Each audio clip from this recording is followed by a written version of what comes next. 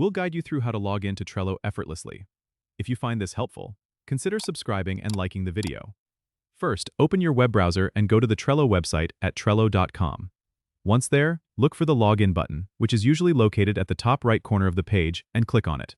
You'll be taken to the Login page where you need to enter your email address and password. Make sure you're using the email associated with your Trello account. After entering your details, click the Login button to proceed. If you happen to have enabled two-factor authentication, you will be prompted to enter the code sent to your device, so make sure you have your phone nearby. Enter the code and click Verify to continue. If you've forgotten your password, there's a Forgot Password link you can click to reset it. Trello will send you an email with instructions on how to set a new password.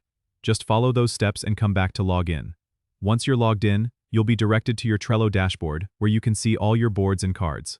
If you're using Google or Microsoft accounts, you have the option to log in directly with those. Simply click the corresponding button on the login page and follow the prompts.